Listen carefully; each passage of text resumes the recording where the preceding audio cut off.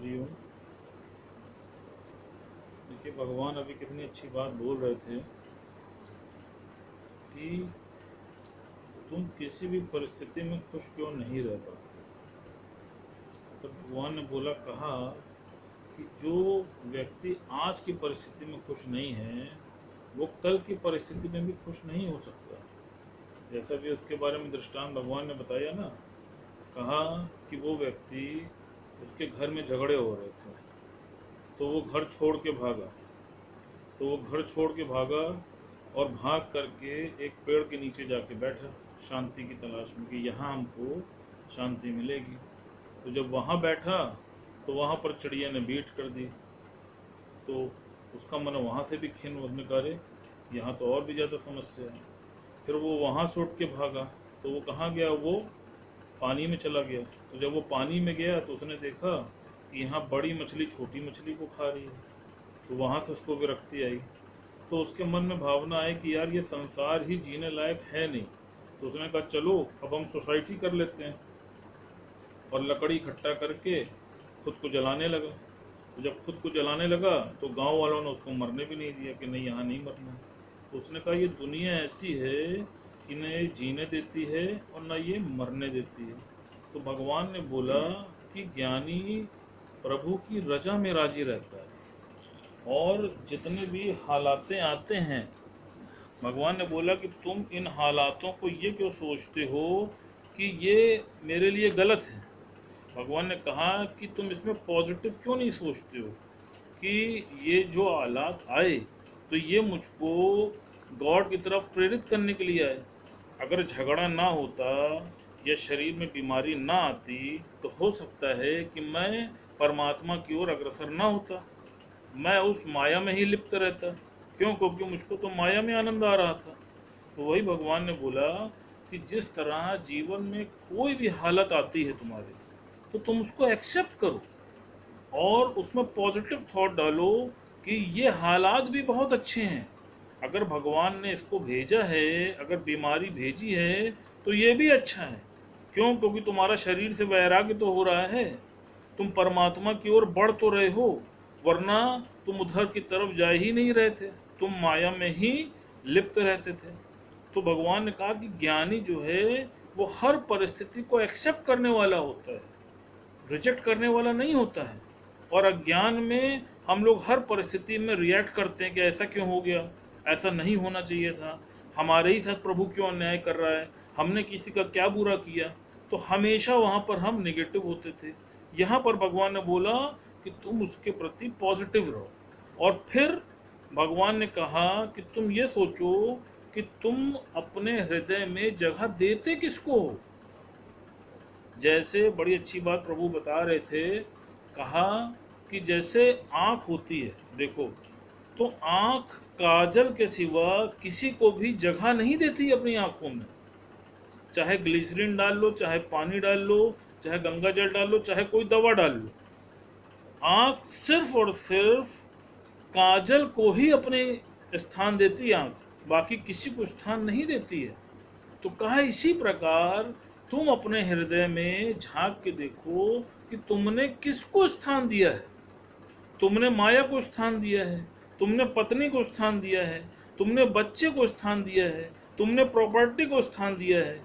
हर छोटी छोटी चीज जो तुम जिसके प्रति आकर्षित होते हो उसको तुम वहां पे स्थान दे देते हो।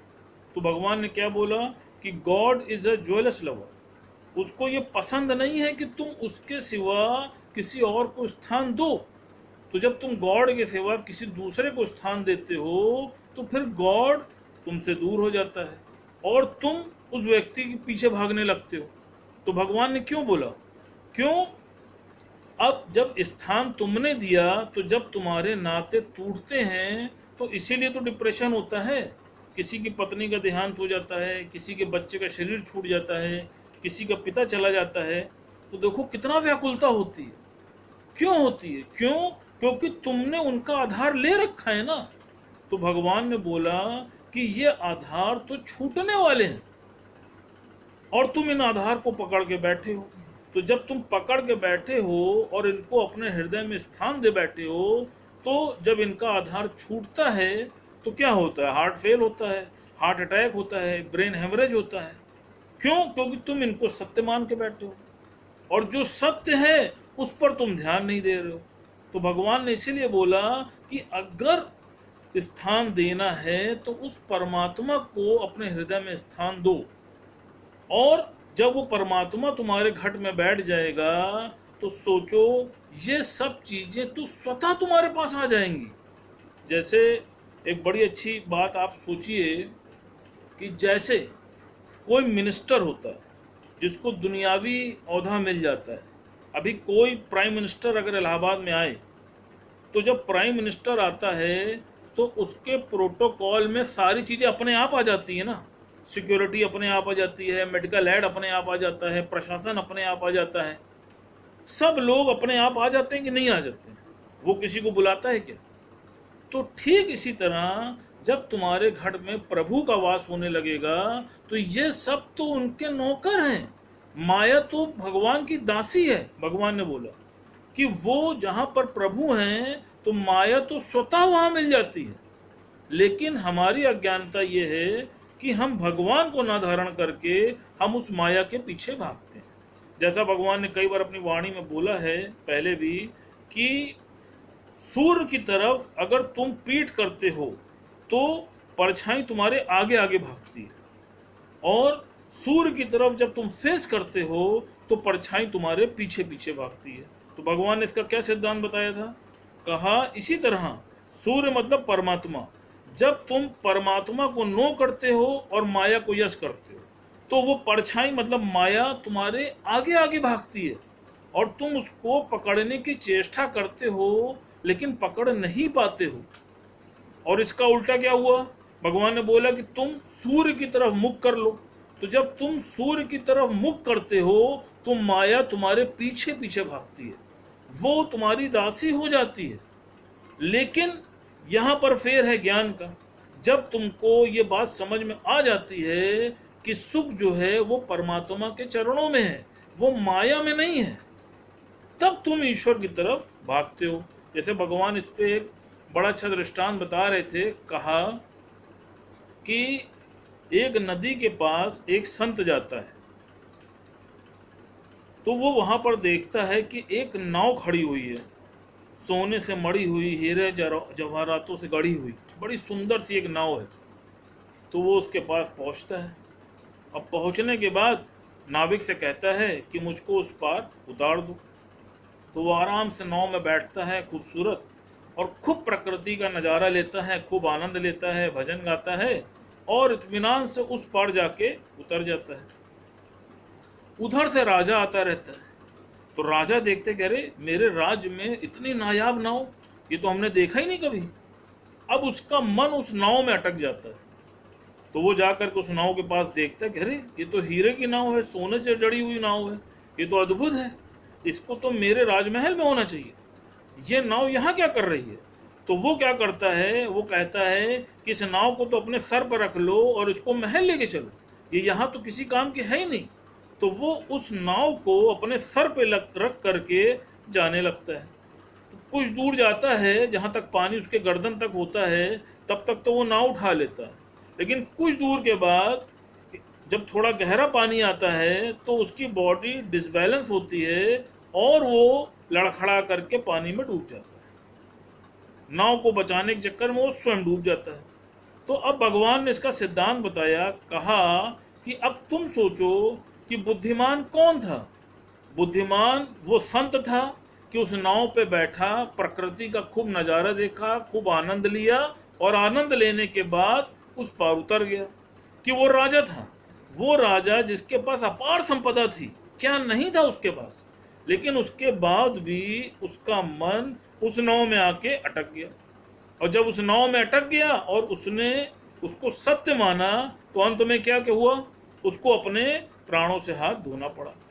तो इसलिए भगवान ने बोला कि अगर किसी को स्थान देना है तो अपने घट में परमात्मा को स्थान दो। जब परमात्मा का वास तुम्हारे घट में होगा तो सारी चीज, पूरी प्रकृति तुम्हारी है, सर्वत्र तुम्हारा है। और फिर सबसे मजेदार बात आप ये देखिए कि आप कुछ भी बनते हैं, भगवान ने क्या बोला वाणी में कि तुम किसी भी पोस्ट पे पहुंचते हो या बनते हो तो वो गॉड से तो नीचे ही है, तो क्यों नहीं तुम परमात्मा को प्रकट करते हो? फिर भगवान इसी पे बता रहे थे, कहा इसीलिए कुछ भी हो जाए तुम भगवान के प्रति समर्पित रहो और हमेशा जो भी तुम्हारे मन में भाव आता है, जो भी गुरु तुमको बोलता है, तुम उसी की वाक्य को सत्य करते चलो। फिर भगवान बहुत अच्छी बात बता रहे थे, कहा कि एक बार सत्संग में एक व्यक्ति ने गुरु जी से बोला कि गुरु जी मैं सत्संग आना चाहता हूं, लेकिन मैं कुछ परेशानियों के कारण नहीं आ पाता हूं। तो कहा भाई क्या परेशानी है बताओ? तो कहा गुरु जी हमारी सबसे बड़ी परेशानी ये है कि हमारे पास आमदनी नहीं है, आमदनी का स्रोत नहीं है।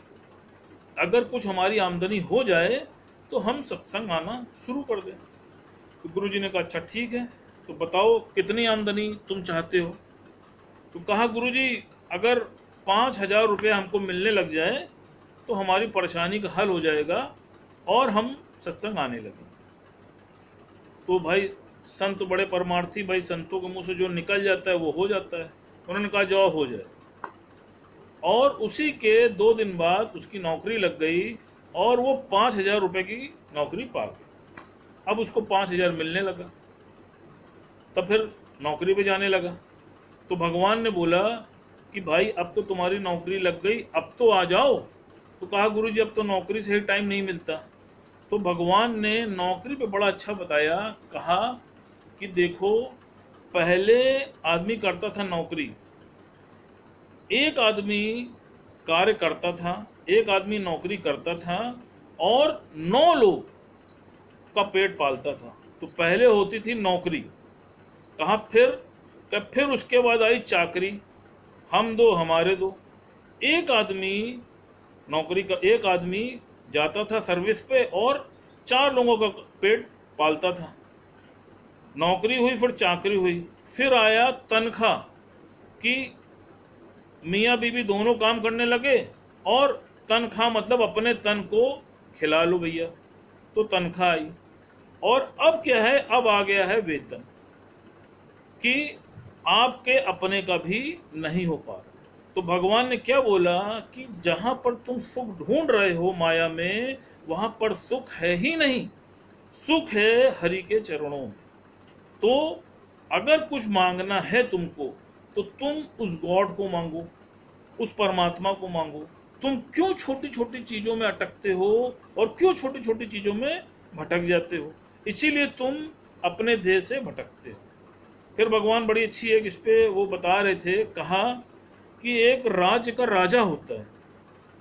तो कहा कि वो राजा जब कभी भी कोई दूसरे देश पर जाता है और जीत करके आता है, तो आने के बाद प्रजा में जितने भी उसके यहाँ लोग होते हैं सबको कोई ना कोई उपहार देता है कि ये तुम्हारे लिए है, ये तुम्हारे लिए है, ये तुम्हारे लिए है और ये तुम्हारे लिए है। तो जब वो वहाँ से राज्य से लौट के आता है विजय करके, तो अपने यहाँ के जो भी दास होते हैं तो उसको कुछ न कुछ वो उपहार स्वरूप देता है। तो इसी तरह राज्य के हर व्यक्ति को वो कुछ न कुछ उपहार जरूर देता है। तो उसके राज्य में एक दासी होती है, तो वो राजा उस दासी को भी कहता है कि भाई तुम भी कुछ उपहार ले लो, बताओ जो कहो वो तुमको हम दें। तो कहती है नहीं महाराज, हमको किसी चीज़ की कोई आवश्यकता नहीं है और मुझे कोई उपहार नहीं चाहिए। तो कहे नहीं भाई, हमने सबको कोई ना कोई उपहार दिया है, तो बताओ तुमको भी हम कोई ना कोई उपहार देना चाहते हैं, तो बताओ क्या उपहार हम तुमको दें। कहे नहीं महाराज, परमात्मा का दिया सब कुछ है मेरे पास और मुझको कुछ भी नहीं चाहिए। जिसने जो मांगा आपने सबको दिया, लेकिन मुझे किसी चीज़ की कोई आवश्यकता नहीं है और मुझे कुछ भी नहीं चाहिए। तो कहा नहीं, ऐसा तो हो नहीं सकता है, मैंने अपने राज में सबको कुछ ना कुछ दिया है, तो अतः मैं तुमको भी कुछ ना कुछ अवश्य दूंगा। तो कहते अच्छा महाराज, अगर मैं मांगूं तो क्या आप देंगे? क्या हाँ बिल्कुल दूंगा। क्या वचन देते हैं? कि हाँ वचन देते हैं, हम आपको देंगे, मांगो जो मांगती हो। तो उस दासी ने क्या किया, उसने जाके राजा के सर पे हाथ रख दिया अब आप बताइए कि सबसे बुद्धिमान कौन था? जब उसने राजा को ही प्राप्त कर लिया तो राजा का सारा धन किसका हुआ? उसका हो गया। तो बस यही भूल हमसे होती है जीवन में कि हम परमात्मा को ना प्राप्त करके छोटी छोटी वस्तुओं को प्राप्त करने में लग जाते हैं, और इसीलिए हम जीवन में धोखा खाते हैं, और इसीलिए फिर हम दुखी सुखी होते हैं। भगवान ने क्या बोला? भगवान ने बोला कि भगवान कृष्ण जो हैं वो देखो खाली थे ना, तो जब वो खाली थे तभी तो उन्होंने अर्जुन का भार उठाया, अर्जुन का रथ संभाला, अर्जुन के सारथी बने। तो कहा इसी प्रकार जब तुम भी अपनी चीजों से खाली रहोगे और परमात्मा के प्रति पूर्ण समर्पित रहोगे, तभी तो तुम किसी का उद्धार कर पाओगे। जब तुम स्वयं फंसे हुए हो तो तुम किसी का क्या उद्धार कर सकते हो? तो ये सही समझ और सही रमझ ये सिर्फ हमको हमारे गुरु के माध्यम से ही मिलती है। तो इसलिए कुछ भी हो जाए, आज अभी ये निश्चय करिए कि कुछ भी हो जाए हमको अपने इस हृदय में सिर्फ और सिर्फ परमात्मा को धारण करना है, और किसी के लिए यहाँ पर कोई स्थान नहीं है। अगर ऐसा करेंगे तो ऐसा हो नहीं सकता कि आप कभी जीवन में असफल हो। हरि।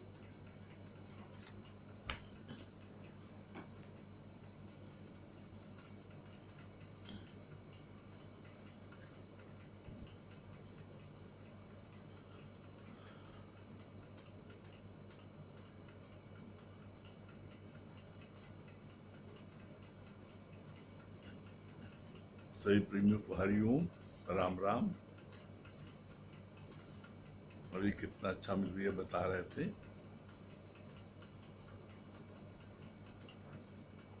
इनकी बात सुन करके हमको एक बड़ा अच्छा दृष्टांत याद आ रहा है।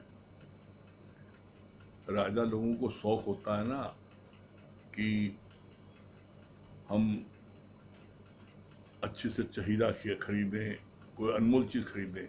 देखिए उसने बड़ा अनमोल हीरा खरीदा और खरीद के लाया, और उसने जो है अपने मंत्री से कहा इसको जो कुछ के ले आओ। मंत्री कहा अरे कैसी बात कर रहे हैं, इसको कुछ के किसी ले, एकदम अनमोल हीरा है। फिर उसने अपनी जो है और कर्मचारियों से कहा, किसी ने जो है राजा का कहना नहीं माना और कहा नहीं बड़ा कीमती है, इसको नहीं खरीद सकते। तो उसने राजा ने अपने जो है पुराने वफादार सेवक को बुलाया और कहा कि इसको हीरे को जो कुछ ले आओ। तो वो तुरंत गया और कुछ के लाग दे दिया। तो सारे दरबार के सभी लोगों ने, मंत्री सब लोगों ने कहा बड़ा बेवकूफ, इतना कीमती हीरा तोड़ दिया। तो बड़ा सुंदर जवाब दिया उसने। पूछा ऐसा क्यों तोड़ा, तो इसका क्या जवाब है? तो उसने बोला तुम लोगों की नज़र में हीरे की कीमत है, तुम्हारी नज़र हीरे की कीमत है, और मेरी नज़र में राजा की आज्ञा कीमत है। तो सब लोग बड़े स्तंभ रह गए। तो इसी तरीके से हम देख रहे हम गुरु की कितनी आज्ञा को मानते हैं। और ये जो आज्ञा मानता है वो हमेशा जो है वो क्या करता है, हमेशा उसको जो आनंद रहता है। अभी समय ब्रेक का होने वाला है, तो ब्रेक के बाद में फिर अभी आप लोग मिला लीजिएगा, ब्रेक होगा।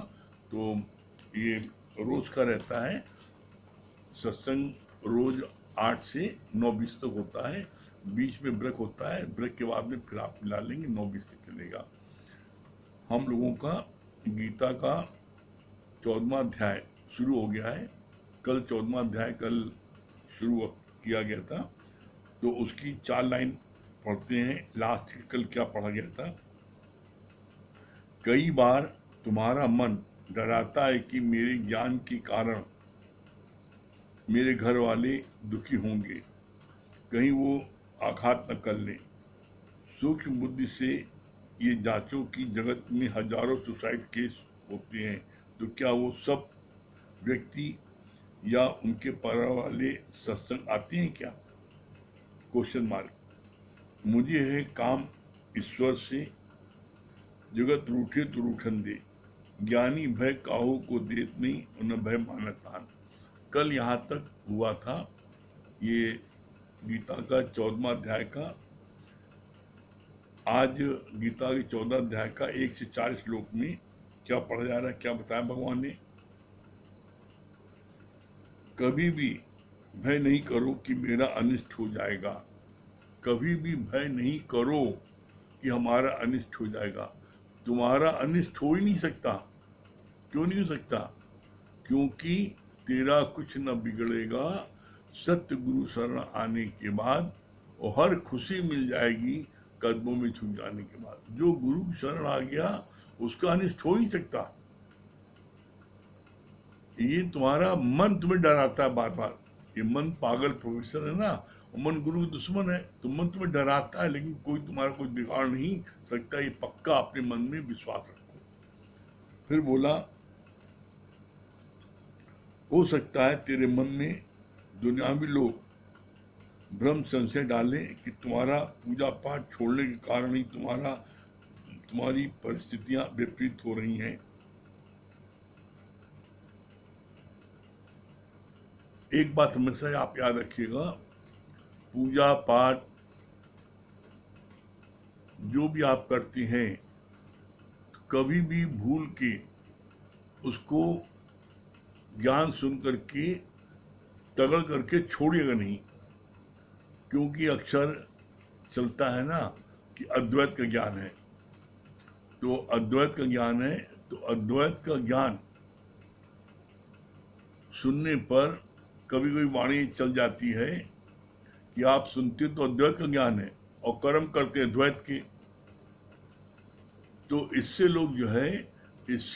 लोग गुरु से बात न करके अपने मन से तगड़ करके पूजा पाठ व्रत करना दान देना छोड़ देते हैं। ये गलत है। गलत क्यों है?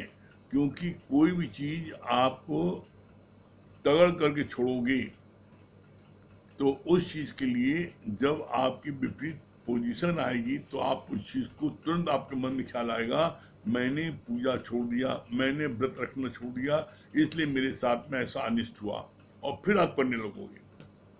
यहाँ पर उचित क्या है? उचित ये कि आप अद्वैत का ज्ञान सुनते हैं, गीता ज्ञान सुनते हैं अद्वैत का, तो इसके मतलब आप पूजा पाठ तुरंत छोड़ नहीं, मत छोड़िए।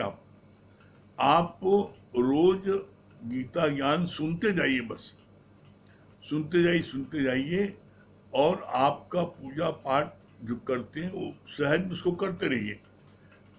ज्ञान सुनते सुनते एक दिन ऐसा आएगा कि आपसे सहज में आपकी पूजा पाठ छूट जाएगी, आपको याद भी नहीं रहेगा।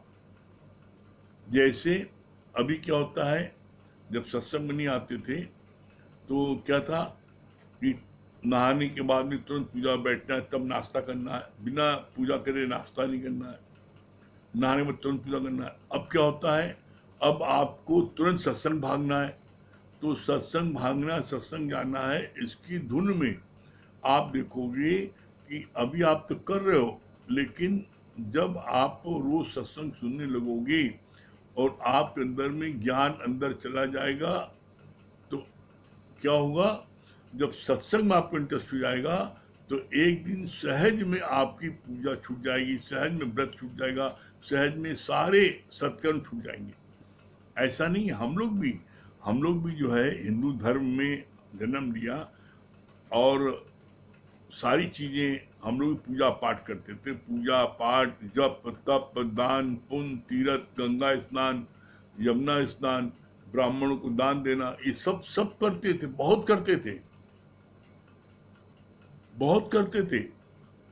लेकिन क्या हुआ, बस सत्संग में रोज बैठते गए तो किस दिन व्रत छूट गया, धोखे में खा लिया, याद ही नहीं था कि आज मंगल खा गए, और वे छूट गया, चलो कोई बात नहीं ना। पहले बहुत डर लगता था, कोई बात नहीं, अब तो पता है ज्ञान में आने के बाद में कि डर नहीं ना, क्यों, जो होनी होकर है अनहोनी ना हो, तो ऐसे में डर नहीं लगा। तो बोला यहाँ पर कि सब कुछ करते रहे, लेकिन आज वो सारी चीजें, पूजा पाठ, जप तप दान पुण्य तीर्थ, गंगा स्नान, यमुना स्नान, सारी चीजें, वो उसको आप छोड़ना मत कहो, आप कहो उससे बड़ी चीज हमको मिल गई है, अब हमने उसको पकड़ लिया। कैसे? इसका गुरु जी बहुत ही सुंदर इसका विवेचन किया। बोला कि तुम एजुकेशन लेने जाते हो, स्कूल में नाम लिखाते हो अपना, केजी में नाम लिखाते हो, फर्स्ट में नाम लिखाते हो, पढ़ते हो, तो केजी में फर्स्ट में आप जब पढ़ते हो तो उस समय वहाँ पर A for apple, B for boy, C for cat आप पढ़ते हो वहाँ पर।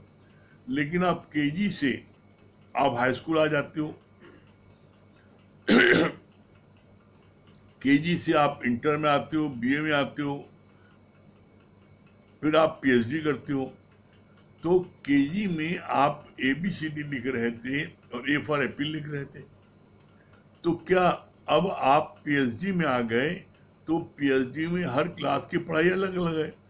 ABCD, ए फॉर एप्पल वो भी सही था, लेकिन जब कक्षा 1 में फर्स्ट में केजी पढ़ते तो सही था। लेकिन आप पीएचडी के क्लास में आकर के आपके 4 साथी पीएचडी कर रहे हैं और जो 4 साथी केजी में थे, और वो चारों साथी आपके 3 साथी पीएचडी में थीसिस लिखें और आप A for apple, B for boy लिखो, तो आपके साथी लोग क्या कहेंगे? हैं? अरे पागल हो गए क्या? ये पीएचडी क्लास है कि कक्षा की क्लास है? तो पूजा पाठ भी गलत नहीं है, वो भी सब सही है। पूजा पाठ में हम एक हनुमान जी में मूर्ति में भगवान देखते थे, और बहुत मजे की बात, आपको हंसी आएगी, आप भी करते हैं, हंसी आएगी तो आप भी करते हैं क्या? हम अपने घर के पास में गंगादास चौक में हनुमान जी थे, हम उनको मानते थे, वहां दर्शन करने आते थे। पिताजी बांध वाले हनुमान जी आते थे, उनको वहां जाते थे, गंगा नहाते थे, वहां जाते थे। बड़े भैया शिवलाइन वाले हनुमान जी को मानते थे। तो जब कोई सक्सेस पाते थे, अचीवमेंट होता था, जीत के आते थे, यूपी चैंपियनशिप बैडमिंटन में जीत के आए, तो वह जल्दी से हनुमान जी को भोग लगाए। तो हम हनुमान जी के लिए लड्डू लेते, तो अपने जहाँ हम जाते तो रोज दर्शन करने वहाँ भोग। पिताजी का नहीं, बांध वाले हनुमान जी, बड़े हनुमान जी, हमको वहाँ क्यों जाए, वो तो आपके हनुमान जी है, हमारे हनुमान जी तो गंगा चौक वाले। मतलब आप समझ लो, हनुमान जी में भी, उसमें भी भेद, बंटवारा। ये गंगा चौक वाले हनुमान जी हमारे, बांध वाले आपके, वहां हम क्यों जाए? अचीवमेंट हमने लिया, वहां हम क्यों जाए? आप जाइए। तो एक इष्ट, उसमें भी भेद। और यहाँ ब्रह्म ज्ञान में क्या बताते हैं? यहाँ हर एक में भगवान को देखो, वहां एक ही भगवान में दर्जे हैं, ये आप वाले मेरे हैं। और यहाँ पर इतना ऊंचा क्लास है कि गुरु कहता है आप हर एक में भगवान देखो। और ये बात हम अपने जीवन के अनुभव से आपको कह रहे हैं। कभी भी तगड़ करके पूजा पाठ व्रत कभी मत छोड़िएगा। बस आप रोज सत्संग बैठते जाओ, बस सत्संग बैठते बैठते बैठते आपका किस दिन आपका व्रत छूट जाएगा, किस दिन आपकी पूजा पाठ। क्यों? जब बड़े क्लास में आप आ जाओगे तो इन सब चीजों में ऐसा लगेगा खेल खिलौना है। ये छोटे बच्चे होते हैं तो वो अपने गुड्डा गुड़िया की शादी करते हैं, बारात उठाते हैं, बड़ा मजा आता है। लेकिन वो बड़े हो गए, उनसे वो गुड्डा गुड़िया की शादी करो तो करेंगे। तो कहने मतलब ये कि ये पीएचडी की, ये जो ब्रह्म ज्ञान है, गीता ज्ञान है, ये सबसे ऊंचा ज्ञान है। इससे ऊंचा कोई ज्ञान ही नहीं है। भगवान कृष्ण ने अर्जुन को क्या बोला है? ये सबसे महान विद्या, इससे ज्यादा कोई महान विद्या है ही नहीं ना। तो ऐसी विद्या हम लोगों को गुरुमुख से मिल रही है, तो इसके बाद में, इसको पढ़ने के बाद, इसको सुनने के बाद में किसी भी शास्त्र को पढ़ने की आवश्यकता नहीं है। क्यों? क्योंकि ये जो है सर्वशास्त्र में गीता है। मनुष्य जाति की कोई समस्या ऐसी नहीं है जिसका समाधान गीता में न दिया गया हो। इसीलिए बोलते हैं कल्याणकारी। बस आप इसको रोज बैठते जाओ, मन मना भाव सुनते जाओ, देखिए आपके जीवन में कैसा आनंद आ जाता है। आप खुद देख लो, याद करो अपने पहले दिन सत्संग में आप जब आए थे, कितने दुखी थे, कितने मायूस थे, कितने डिप्रेशन में थे, कितने जरा जरा बात पर आप जो है लड़ाई झगड़ा सारी बातें करते थे। आज आज आपको सबको प्रेम करना ही, किसी लड़ाई झगड़े की बात ही नहीं। मतलब कितना जीवन में चेंज आ गया। बड़ी मजे की बात है, यहाँ पर हर व्यक्ति क्या बोलता है, अपने जीवन में परिवर्तन को देखकर गुरु के ज्ञान पर कीर्णो। हर किसी के जीवन यहाँ पर चेंज हुआ है। ऐसा हो नहीं सकता कि आप यहाँ बैठे हो आपके जीवन में चेंज ना है। फिर आगे बोला भगवान ने, भूत कोई दूसरा नहीं है, पर भूत है तेरा अपना मन। जो गुरुमुख हो गया, जो गुरुमुख हो गया वो मन के अनुसार चलता भी नहीं है और मन से डरता भी नहीं है। मन ही से मन मानिया, न कुछ मरे न जाए। क्या बोला भगवान ने, कहा कि मन जो है ये पागल प्रोफेसर है। मन तुम्हारा जो है तुम्हें डराता है। मन, अच्छा मन तुम्हें डराता क्यों है?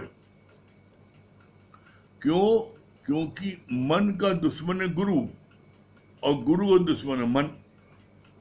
क्यों? क्योंकि अभी आप मन के गुलाम हो। जो मन कहता है आप वो बात मन की करते हो। गुरु यहाँ पर क्या बोलता है, क्या करता है, रोज गुरु की वाणी सुनते सुनते क्या होता है, मन मारन की औषधि सतगुरु देत बताए। मन को मारने की औषधि सतगुरु में बता देता है, तो धीरे धीरे मन मरने लगता है। और जब मन का राज्य समाप्त होने लगता है तो ये देखता है कि इसका जो है गुरु का संग करने के कारण मेरी ये स्थिति हुई है। तो ये मन क्या करता है, पंडित बन करके तुम्हारे को ऐसा समझाएगा कि तुम गुरु से दूर हो जाओ। और मन की सबसे बड़ी खूबी क्या है, मन हमेशा आपको ऐसा कुछ न कुछ दिखाएगा, सुनाएगा, बताएगा कि किसी तरीके से आप गुरु से अलग हो बस। क्यों? क्योंकि गुरु का संग के कारण तुमने मन को बना दिया भंगी, तुमने मन को बना दिया नौकर। तो मन जो है अपना राज्य खो रहा था, तो वो चाहता है जब मेरे गुरु से अलग हटेगा तो मैं फिर इसके ऊपर राज्य करूंगा और आपको नौकर बना करके रखेगा। इसलिए कभी भी बोला गुरुजी ने, मन मति डुबोए और गुरु मति तारे। मन की बात मानोगे तो तुम्हें कहीं न कहीं ले आकर डुबो देगा और गुरु बात मानोगे तो तुम मंजिल को प्राप्त करोगे। फिर आगे कितना अच्छा बताया,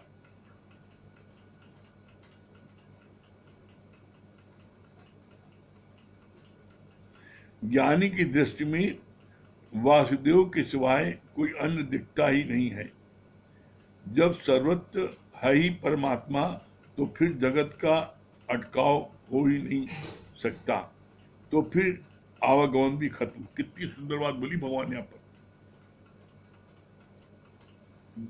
याद ध्यान दीजिएगा वर्डिंग पर, जो सर्वत्र परमात्मा का ही देखता है, परमात्मा को ही देखता है सर्वत्र, तो फिर वो जो है वो किसी जगह क्यों अटकेगा? अरे अटकता हुआ है जो जीव करके देखता है। किसी का आपसे बड़ा प्यार है, उससे मोह है, आपको कहना मानता है, आप उसमें अटक गए। कोई आपकी बेइज्जती करता है, आपको नुकसान करता है, कहना नहीं मानता, आप उसमें अटक गए। तो जब आप जीव करके देखोगे तो किसी के मोह में अटकोगे और किसी के द्वेष में अटकोगे। तो ज्ञानी न किसी में अटकता है न किसी को अटकाता है। क्यों? क्योंकि सब में अपना आप देखता है। तो जब आप भी सब में उसी ब्रह्म को देखोगे, अपना आप देखोगे, तो कहीं भी आप अटकोगे नहीं। फिर आगे बोला कितनी अच्छी बात, हरि दर्शन की आरसी सतगुरु की दे, लखना चाहे अलग को तो उसमें ही लख ले। कितनी सुंदर बात बोली है। हरि दर्शन की आरसी, आरसी माने शीशा। गुरु जो सदगुरु है, सदगुरु की देह, जो सदगुरु है वही जो है वो क्या है, वो हरि परमात्मा का जो है वो रूप है। हरि निराकार है, वही हमारे उद्धार के लिए निराकार से साकार बनकर के आया हमारे लिए। तो बोला आरसी मन वही उसी भगवान का रूप है, और इसके लिए इसका प्रमाण गीता में भगवान कृष्ण ने स्वयं दिया है। क्या दिया है? गीता में भगवान कृष्ण ने बोला है, मेरा ये गीता ज्ञान मेरे प्यारों में जो बांटता है, जो सुनता है, जो इसमें रहता है, वो मेरा अतिशय प्रिय है। उससे ज्यादा कोई दूसरा मेरा प्रिय नहीं है, वो मेरा ही रूप है, और मैं उसके योग और क्षेम का भार स्वयं उठाता हूं, किसी दूसरे के जिम्मे नहीं करता हूं। यहां तक कह दिया कि उससे ज्यादा प्यारा मेरा कोई दूसरा है ही नहीं, वो मेरा ही रूप है।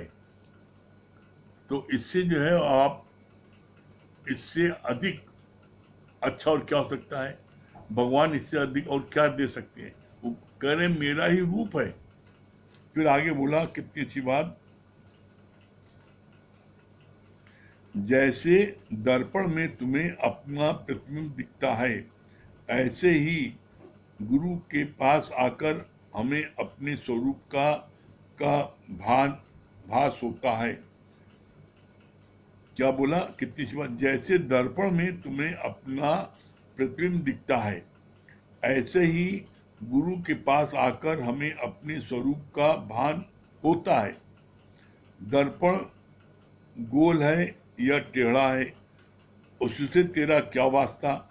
जहां पर भी तुम बैठे हो वहां आत्म निश्चय में बैठे हो? Question mark.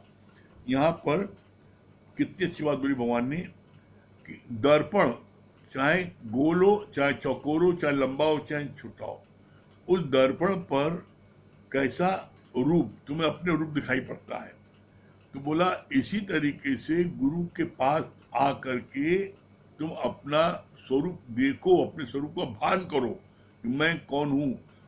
गुरु कैसा, मतलब यहाँ जो दर्पण बात चली है, इसका मतलब गुरु कैसा भी, गोरा हो, काला हो, टेढ़ा हो, मेढ़ा हो, लंबा हो, कैसा भी हो। जैसे अष्टावक्र मुनि को 8 वक्र थे, तो उनको देख करके राजा जनक और राजा जनक की सारी सभा देख के हंसने लगी खूब, जब वो आ रहे थे राज दरबार में। तो जब उन सबको हंसते देखा अष्टावक्र मुनि ने, तो वो भी जोर जोर से हंसने लगे। जब अष्टावक्र मुनि हंसने लगे तो राजा जनक चुप हो गए और सारी प्रजा चुप हो गई। तो पूछा अष्टावक्र मुनि से राजा जनक ने, आप क्यों हंस रहे थे? कहा पहले आप बताइए, आप सब क्यों हंस रहे थे, तो हम आपको जो उत्तर दें। कहा भाई हम लोग तो इसलिए हंस रहे थे, आपको आ रहे थे तो आपको 8 जगह से आपको पकड़ मिला, तो आप ऐसी चाल आपकी थी डगमग करते हुए, उसे हम लोग हंसी आ गई, इसलिए हंस रहे थे। तब एक ब्रह्म ज्ञानी सिर्फ इतना निर्भीक उत्तर दे सकता है, बाकी किसी में इतनी हिम्मत नहीं है। अष्टावक्र मुनि ने क्या बोला? मैंने सुना था राजा जनक की सभा बड़े विद्वानों की सभा है, लेकिन मैं तो देख रहा हूं कि राजा जनक समेत चमारों की सभा लगी है। जब ये वर्डिंग बोली तो तलवार खींच लिया उनको मारने के लिए। इतनी हिम्मत तुम्हारी, तुम कैसे बोल रहे हो, इसको साबित करो। तो बोला चमार लोग क्या देखते हैं? चमार लोगों को क्या है, चमड़ा देखते हैं, चमड़े का व्यापार करते हैं। तो ये क्या है, ये भी तो चमड़ा है। आपने इस चमड़े को देखा और चमड़े को देख करके आप हंसने लगे, तो आप क्या हुए? चमारी हुए। अरे नदी का किनारा टेढ़ा मेढ़ा है, लेकिन नदी का जल क्या टेढ़ा मेढ़ा है? गन्ना टेढ़ा मेढ़ा है, क्या गन्ने का रस टेढ़ा मेढ़ा है? बोला आपने चमड़ा देखा इसलिए आप चमार हुए। तो राजा जनक समझ गए कि ये मेरे प्रश्न का उत्तर दे सकता है। अभी तक जो, क्योंकि एक प्रश्न उन्होंने पूछा था और उस प्रश्न का उत्तर कोई नहीं दे पाया था, जिसके कारण से सारे राज्य के विद्वान पंडितों को जेल में बंद कर दिया था। उसमें अष्टावक्र मुनि के पिताजी बंद हो गए थे। जिसके कारण से अष्टावक्र मुनि को आना पड़ा था। तो तब राजा जनक ने कहा कि ये जो है विद्वान मालूम पड़ता है, मेरे प्रश्न उत्तर दे सकता है। तो बोला कि आप मेरे प्रश्न जवाब दीजिए। तो पहले तो उनको बोला कि जो प्रश्न पूछता है वो कहाँ बैठता है और जो प्रश्न उत्तर तो कहाँ बैठता है। तो राजा ने तो अपनी सीट छोड़ी और उनको बैठाया, कहा हाँ पूछिए क्या पूछते हैं। तब उन्होंने कहा कि मैंने सपने में सोते समय मैंने देखा कि मैं 3 दिन से भूखा हूं और एक जगह से बड़ी मुश्किल से थोड़ी सी खिचड़ी की खुरचन मिली है, और जब मैं उसको खाने चला तो कुत्ता जो है झपट्टा मार घसीट के चला गया और मैं चीख मार उठ पड़ा। जब मैं उठा तो मैंने देखा मैं सोने पलंग पर मैं हूँ, मैं राजा हूँ। तो मैं ये जानना चाहता हूँ आपसे, ये बताइए कि जो मैं सपना देख रहा था वो सच था कि जो अभी मैं देख रहा हूं ये सच है। तब अष्टावक्र ने जवाब दिया, न वो सच था न ये सच है। कहा कैसे? किसी चीज को जवाब देने उसको प्रमाण देना पड़ेगा ना। तो बोला न वो सच था न ये सच है। कहा कैसे? बोला जो रात को आप सपना देख रहे थे तो जब तक आप सो रहे थे आप सपना देख रहे थे, और जैसे ही आप जगे तो आपका वो सपना गायब हो गया, नहीं था। बोला ठीक इसी प्रकार से आप अभी सपना देख रहे हैं, जो आप रात में देख रहे थे उसको बोलते हैं सोते का सपना, सोते हुए देखते हैं उसको बोलते हैं सोते का सपना, और अभी आप जग रहे हैं इसको बोलते हैं जगते का सपना। ये भी सपना है। कैसे सपना है? बोला आज आप राजा हैं, आप पहले कौन राजा था? आपके पिताजी। उसके पहले कौन था? उनके पिताजी। उसके पहले कौन था? उनके पिताजी। तो बोला क्या ये परमानेंट है? ये भी सपना है। अब कल को आप नहीं रहोगे, आपके बच्चे बैठेंगे। तो बोला ये जगते सपना है, और ये सपना आपका कब दूर होगा? जैसे रात का सपना आपका दूर हो गया कब? जब आप जगे नींद से। बोला इसी तरीके से ये जगते के सपना दूर कब होगा? जब आपके अंदर हृदय में गुरु ज्ञान का दीपक जलेगा। गुरु ज्ञान का दीपक मन मंदिर में हर वक्त जलाए रखना पड़ता है। जब गुरु के ज्ञान का दीपक आपके मंदिर में जलेगा तो आपको ये जगत भी फिर सपना लगेगा, एकदम सपना लगने लगेगा। कैसे लगेगा?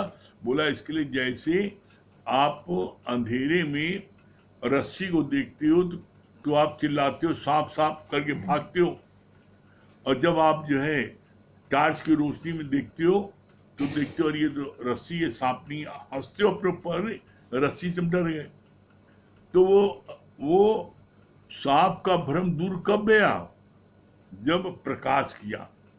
इसी तरीके से ये आपके अंदर में मन में अंधकार है, इस अंधकार को जब आप इसमें रोशनी करोगे, इसमें रोशनी कौन सी? इसमें रोशनी होगी ब्रह्म ज्ञान की। जब ब्रह्म ज्ञान की रोशनी करोगे तो फिर ये जगत आपको लगेगा कैसा है? सपना। कैसे? जैसे आप पिक्चर देखने जाते हो तो पिक्चर देख के निकलते हो, हंसते हुए निकलते हो, उसमें देखते हो कि मार काट, आग लग गई, ट्रेन एक्सीडेंट हो गया और हीरो को मार दिया, तो आप हंसते में निकलते हो ना, जानते हो पिक्चर है, झूठी है, अभी अगले शो में हीरो फिर जिंदा हो जाएगा, और मर गया जिंदा कैसे हो गया? तो आप उसको पिक्चर करके देखते हो। इसी तरीके से ज्ञानी पूरे विश्व को पिक्चर करके देखता है। इसीलिए ज्ञानी किसी भी परिस्थिति में कितनी अनहोनी हो जाती है, जैसे आजकल कितना कहर व्यापा है कोरोना का, हर कोई कितना डर रहा है, कितना भयभीत है, डिप्रेशन में आ जा रहे हैं, इतना अधिक भयभीत है। लेकिन उसके बावजूद, सारे लोगों होने के बावजूद, ज्ञानी जो है उसको लेस मात्र नहीं पता है कि सब क्या है, उधर ध्यान ही नहीं जाता। क्यों? क्योंकि वो अपने ज्ञान में मस्त है। तो बोला ज्ञानी जो है सब चीजों को खेल करके देखता है, पिक्चर करके देखता है। जैसे पिक्चर आई चली गई, उसी तरीके से जो भी परिस्थिति आती है वो जाने के लिए आती है, वो चली जाएगी, ऐसे थोड़ी नहीं, आज थोड़ी नहीं जाएगी, कोई परिस्थिति आएगी जाएगी। तो इसलिए कभी किसी परिस्थिति से घबराओ नहीं। जब आप इसको पिक्चर करके देखो, खेल करके देखोगे, तो क्या होगा, फिर आप जो है किसी भी चीज से दुखी सुखी नहीं होंगे। ज्ञानी इसलिए हमेशा प्रसन्नचित रहता है। ज्ञानी के घर न मौत और न उसकी किसी बात के वहां गम नहीं। हर समय वहां पर जो दिवाली, दशहरा, होली के मौत रहता है। तो वो कब रहेगा, जब आप भी ज्ञान को लोगे, समझोगे, हर समय आप अपने आनंद में रहोगे। ठीक है, अनु भैया भजन सुनाने जा रहे हैं। आइए अनु भैया।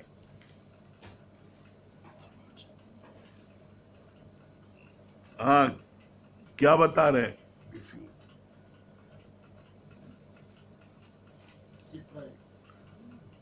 हाँ, चित्रा जी क्या बोल रही हैं? चित्रा जी, हाँ हरिओम, क्या बता रही हैं? बहुत अच्छा लगा कि आपने इनके बारे में बताया। किया कि आप सही संभालो की सभा है। जो कर्म ज्ञानी होते हैं वो बनाते हैं ना किसी बनाते हैं। ये बात बहुत अच्छी लगी। बोले कि मतलब बनना क्या होता है, उनकी व्यवस्था है, इसी प्रकार नवी पहली बड़ी लेकिन सब आदि दूसरी है। तो ब्रह्म ज्ञानी हमेशा कभी कितना डरता ना कराते हैं। बहुत सुंदर। चलिए अनु भैया भजन सुनिए।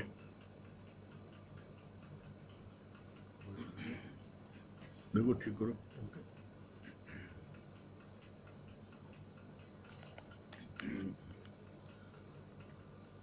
उधर उठ जाओ, देख लो।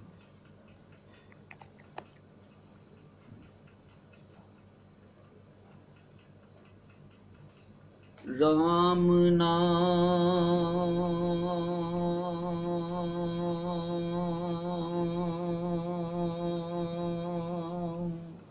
सोही जानिए,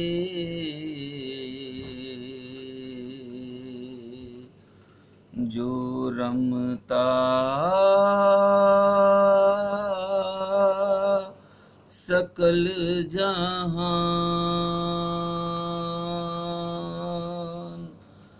घट घट में जो रम रहा, उसको राम पहचान। कृष्ण नाम सोही जानिए, जो सब दुख हरता होए,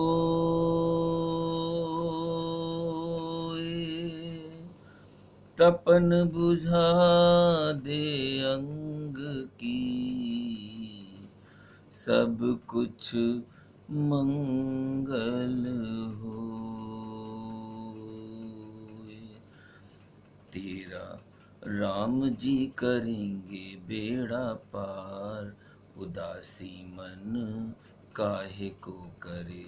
तेरा राम जी करेंगे बेड़ा पार, उदासी मन काहे को डरे। काहे को डरे रे, काहे को डरे, काहे को डरे।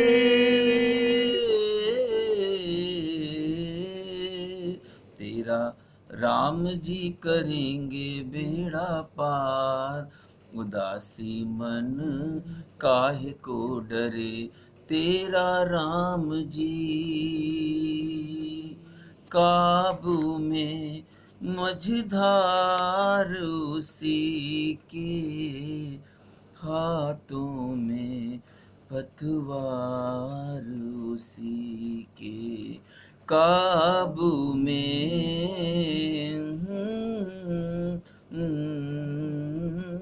काबू में, मझधार उसी के हाथों में, पतवार उसी के, तेरी हार भी नहीं है तेरी हार, उदासी मन काहे को डरे, तेरी हार भी नहीं है तेरी हार, उदासी मन काहे को डरे, तेरा राम जी नैया तेरी राम हवाले, सहज सहज प्रभु आप संभाले, नैया तेरी नैया तेरी राम हवाले, सहज सहज प्रभु आप संभाले, डोरी सौंप के तो देख एक बार, उदासी मन काहे को डरे, डोरी सौंप के तो देख एक बार, उदासी मन काहे को डरे, तेरा राम जी करेंगे बेड़ा पार, उदासी मन काहे को डरे, सहज किनारा मिल जाएगा, परम सहारा मिल जाएगा, सहज किनारा मिल जाएगा, परम सहारा मिल जाएगा, तेरी हार भी नहीं है तेरी हार, उदासी मन काहे को डरे, तेरी हार भी नहीं है तेरी हार, उदासी मन काहे को डरे, तेरा राम जी करेंगे बेड़ा पार, उदासी मन काहे को डरे, काहे को डरे, काहे को डरे, तेरा राम जी करेंगे बेड़ा पार, उदासी मन काहे को डरे, तेरा राम जी। बहुत सुंदर अनुप्रिया, बहुत बढ़िया, वेरी गुड। हाँ दुर्गेश भैया दिल्ली, हाँ दुर्गेश भैया,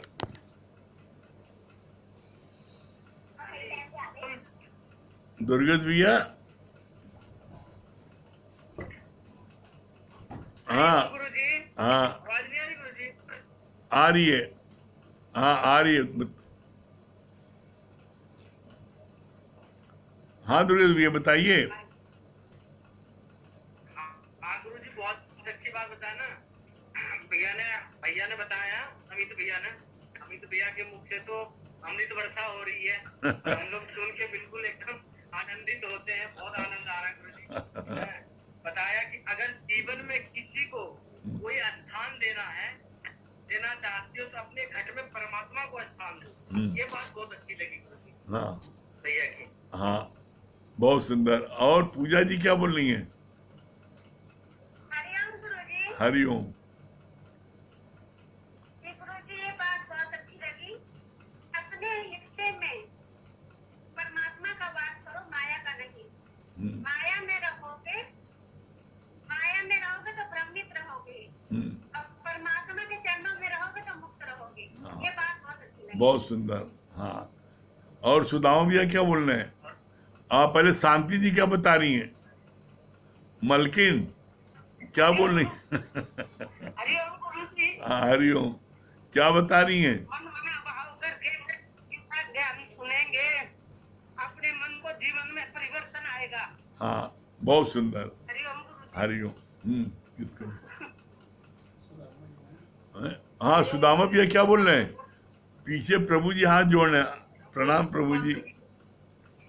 हाँ, क्या बता रहे सुनाओ भैया? बहुत अच्छी बात है गुरुजी। मन मत डूबो गुरु मत तारे। हाँ, बहुत हमें सुंदर। गुरु की बात माननी चाहिए, मन हाँ की। हाँ, बहुत अच्छे। पीछे छोटे प्रभु जी हाथ जोड़ना है। प्रणाम छोटे। बहुत सुंदर। बहुत हाँ, बहुत आनंद आ रहा है गुरुजी। बहुत आनंद आ रहा है, बहुत। हाँ, अनु भैया, नीलू जी। हरिओम गुरुजी। हाँ, हरिओम। हाँ नीलू जी, क्या बोल रही हैं? बहुत अच्छा लगा सच में, अमित भैया की वाणी इतनी अच्छी लगती है, और मतलब हंसते हंसते और मजाक मजाक में इतनी गहरी बात करते हैं और इतनी गहराई से समझाते, सच में परमात्मा को स्थान देना चाहिए।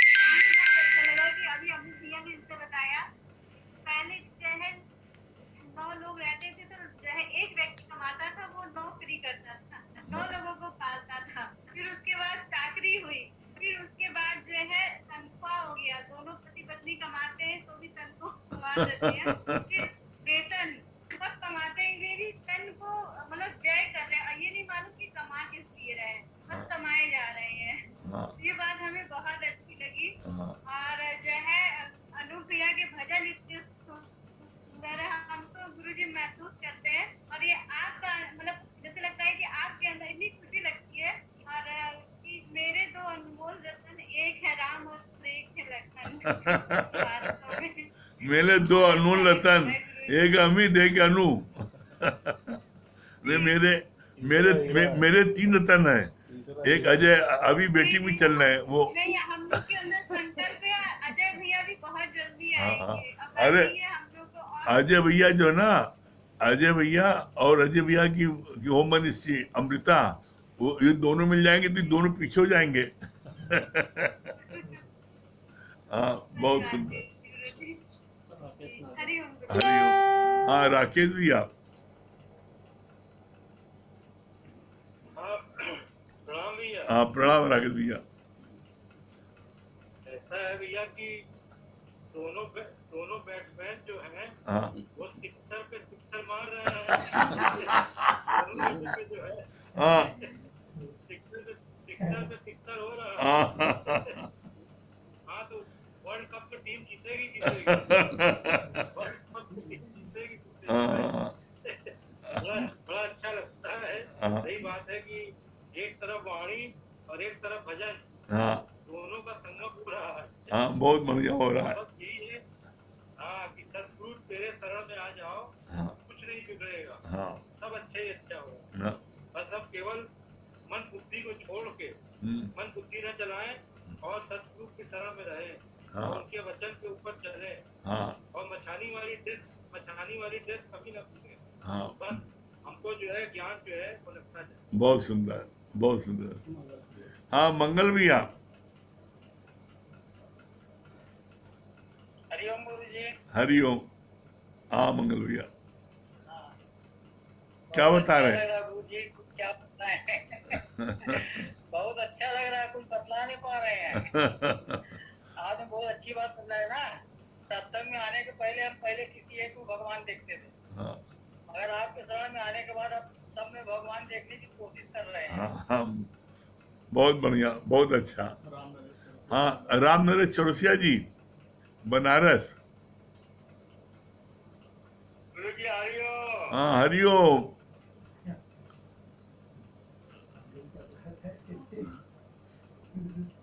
हाँ हाँ हाँ, आ गए। हाँ, क्या बता रहे हैं?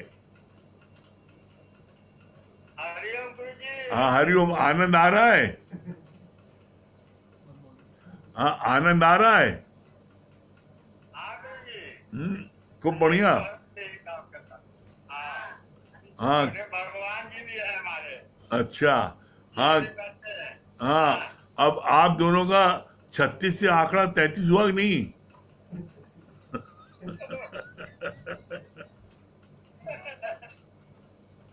हैं? बोलिए। हाँ, हो गया। हो गया, वेरी गुड, बहुत सुंदर। हाँ, चलो। भगवान हैं? हाँ, मुकेश भैया।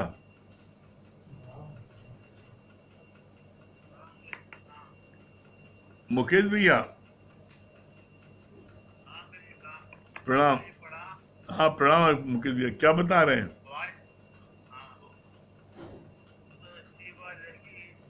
बहुत अच्छी बात है कि ज्ञानी के जीवन में कोई भी सिचुएशन आती है उसको खेल करके खेलता है। हाँ किसी भी परिस्थिति से घबराता नहीं है वो। हाँ हर हाल में वो खुश रहता है, हर परिस्थिति में वो सब रहता है। हाँ, बहुत सुंदर, बहुत बढ़िया बात बताई। हैं? हाँ राजनंदन जी, राजनंदन जी,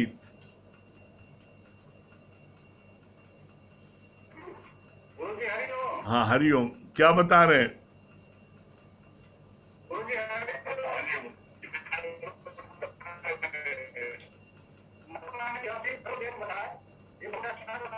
और गुरु जी की राजा ने राशि कहा वो भी अच्छा है। और हमने तो भैया दोनों जो है बहुत अच्छा लग रहा है। इसी वजह से जाने चलिए बहुत अच्छा, चलिए समझ रहे, ओम को जाप कर ले। चलिए, और कल सुबह 8 बजे फिर मुलाकात होगी मीटिंग में। अभी ओम को जाप कर लीजिए।